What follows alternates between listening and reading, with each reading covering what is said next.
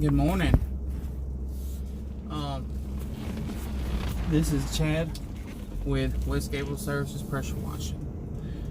I am currently on the move. Today's Thursday. It's going to be a good day. As you can tell,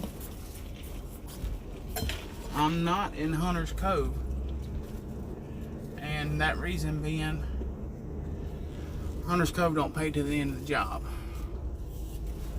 I gotta get money to pay for my bills every week. I gotta bring in something every week, so I probably won't be in Hunter's Cove for the next 3 days. I got a couple jobs lined up. Thanks to some of y'all people, I really do appreciate it. I'm moving late this morning. I tell you what, this pressure washing, a lot of people think, it's just getting your pressure washer, getting a little hose and a little gallon of bleach. No. You got tips, you got tools, you got hoses, you got wands, you got buckets, you got injector hoses, you may need a ladder, you may need a leaf blower, drying off surfaces. It takes all kind of stuff to do this stuff, I mean, when I first got started, I went to Lowe's and I spent $1,400 and bought a surface cleaner, pressure washer, a couple of buckets, a couple gallons of bleach, and I said, I'm fixing to do it big. Well, $4,000 later, I finally got everything I needed. I tell you what, it just ain't the same. But being that said, needless to say, we're gonna make it. We're gonna strive, we're gonna succeed, and we're gonna continue to push forward, because that's all we got the option to do. With this pressure washing business, I know it ain't every day.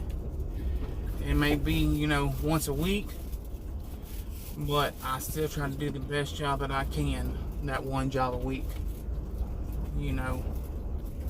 What are these people doing? I'm trying to go around. I don't care. You in the road, buddy? I got to go to work. You just stay right where you are.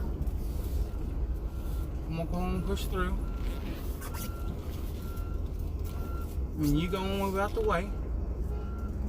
There you go.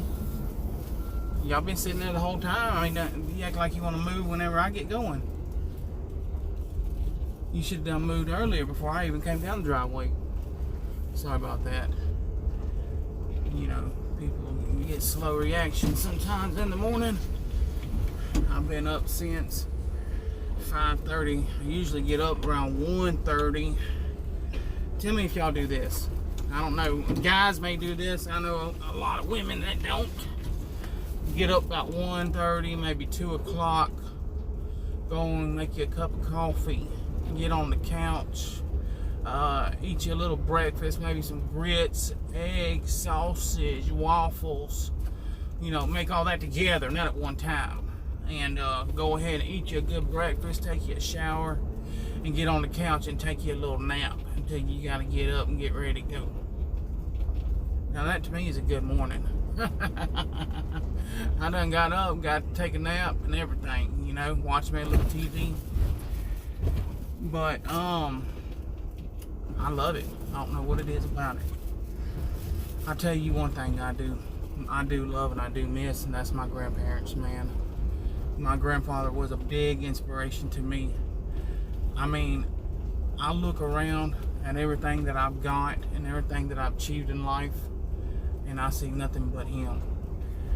And it's overwhelming, with how much he's taught me and how much he's instilled in me. A lot of y'all know me and know I ain't got the best, I ain't got the best past and everything, which y'all can probably find that on Google. That's just what's made me who I am today, and that's what's kept me striving as hard as I have.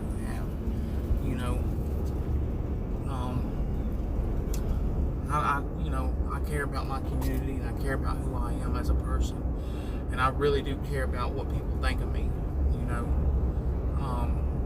because that's what was instilled in me by my grandfather. You know, and my mother, of course. My mother always taught me to be a good person, a good, trustworthy, honest person that works with integrity and, you know, dignity. Being that said, when you call me to go onto your job, call me to go to your residence and do a job, I put nothing but 110% into it. Like today, you know, today I'm going to go do a little pressure washing job. You know, it ain't nothing but a little, I think it's a little porch or a little patio. And, oh God, that scared the crap out of me. This little thing, this little marker thing right here swung around and hit my arm. I thought somebody was in the back seat. You know, but I got to do the little bricks around the house. You know, the little fake bricks, I guess they are. I haven't really seen it. But I'm fixing to go over there and do the best I can. You know, no matter how much money I'm making on the job, I'm fixing to do the best I can, and I'll probably try to give you more than what you pay for. That's just who I am. You know, you pay me to do this and that, and if I see something else that needs to be done, I'll go ahead and do it and knock it out for you real quick. If it don't take me too long, you know, that way you can feel like, hey, I've got my money's worth and a little more, and I have met a new person in my life that I can call and count on no matter what, if I'm available. You know, that's how I live my life from day to day. I want my wife and my children to be proud of who I am and who I've become. I want them to look at me and say, I hope I can be that one day. Because that's how I looked at my family or my grandfather, and I did, you know. Life ain't what it used to be, though, I'm telling you that. With the economy and the presidential race and all that stuff going on, it's changed a lot, and it's going to continue to change. If there's one thing that you shouldn't let change, and that's you. You know, you should stay who you are, be who you want to be, and believe in yourself, and make your dreams possible, because that's what I'm doing today. I get up when I want, I go to work when I want, you know, and I make money and I support my family. If there's anything that they ever need that I can, you know, pretty much do for them, I'm always there for them. And that's who I've always wanted to be. You know, anytime that girl, my daughter, needs anything, you know, her car breaks down, anything like that, guess who she calls? That boy needs something, you know, he wants to go somewhere, or he's trying to go on a trip or something like that, guess who he calls? And you know, and I absolutely love that. You know, sometimes I make them feel like, you know, don't be bugging me, but you can't give them no slack, you know what I mean? You give them slack, they gonna take a mile. But that's beside the point. But I would do anything in the world for them kids. You know, I would do anything in the world. I mean, I absolutely adore them, and I care a lot about them. You know, they're my kids. But, I appreciate the people who, you know, was going to let me put the signs in their yard. That was very, very a big blessing of y'all. You know, I couldn't ask for more. I'm going to get the metal that goes in them. So, and I'm going to bring them and put them in the yard like y'all was going to let me. I still need to put it in some like storefronts. Like, you know, they're not big. They're probably 16 by 18. They're not big at all. So, and they're not trashy signs. You know, I try to make everything elegant, you know, modern. So it's not like 20% off, blah, blah, blah, blah, blah. People know, man, if you want to, you know, that's why I don't really like, you know, pressure washing. When you price a job, it's so if this or if that or if this. If I take a 1,500 square foot residence or driveway. And, you know, say okay, I take a 1,500 square foot house, and I tell you, okay, I'm gonna come do it. I'm gonna pressure wash your house for $200. Now, if I get there and it's covered in mold and algae, you know, and it hasn't been done in 20 years, and I pull up and I visibly see that, and I automatically know it goes off in my head, it's going to take multiple treatments of chemical. Multiple treatments of chemical means I'm going to have to put the chemical on there, wash it off, put it on there, wash it off, put it on there, wash it off. You know, and then take my time to actually get down and spray each square inch of the brick. I mean, deep tissue scrubbing, because mold, bricks are like sponges.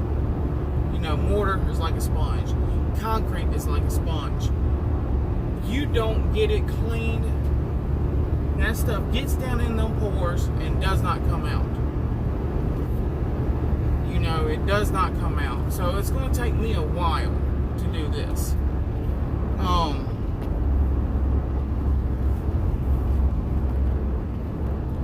on, y'all. Okay, sorry about that. I had people on my tail.